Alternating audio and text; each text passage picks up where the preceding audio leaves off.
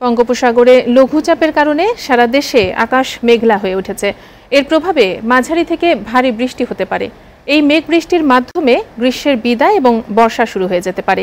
এদিকে সাগর উত্তাল থাকায় সমুদ্র বন্দরগুলোকে ৩ নম্বর স্থানীয় সতর্কতা সংকেত দেখাতে বলা হয়েছে আবহাওয়া অফিস থেকে। বিস্তারিত জানাচ্ছেন জুনায়েদ আলী সাকি।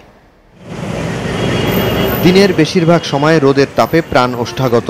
আকাশে মেঘ থাকলেও বৃষ্টির দেখা নেই তেমন একটা। আবার বৃষ্টি হলেও কমছে না গরম। এমন ভ্যাপসা গরমে অতিষ্ঠ রাজধানীবাসী। গরম বেশ কিছুদিন যাবতই আর কি আপনার ওই রোদের এরিয়াটা খুব বেশি। রিসেন্টলি যদি বৃষ্টি হয় সেটা অনেক ভালো হবে সবার জন্য, শুধু আমার জন্য না, ব্যক্তিগতভাবে সবার জন্য ভালো হবে। এমন অস্বস্তি আবহাওয়া অবসানের খবর দিয়েছে আবহাওয়া অফিস। জ্যৈষ্ঠের শেষে সাগরে লঘুচাপের প্রভাবে সারি সারি মেঘ উড়ে আসছে উপকূলে। এর ফলে আগামী কয়েকদিন মাঝারি থেকে ভারী বৃষ্টি হতে পারে উপকূলীয় বিভাগগুলোতে। এছাড়া দেশের অন্যান্য এলাকায় মেঘের আনাগোনা বেড়ে বৃষ্টিও হতে পারে বেশ। এতে উত্তরবঙ্গের তাপপ্রবাহের অবসান হতে পারে। আমরা আশা করছি আরও 3 থেকে 4 দিন সারা দেশে বৃষ্টিপাত থাকবে এবং কোথাও কোথাও অতি ভারী বর্ষণের সম্ভাবনা রয়েছে। বিশেষ করে উপকূলীয় যে জেলাগুলো আছে, উত্তরাঞ্চল এবং উত্তর পশ্চিমাঞ্চলে যেসব অঞ্চলে তাপ প্রবাহ যেটা আছে এটার অবসান করবে।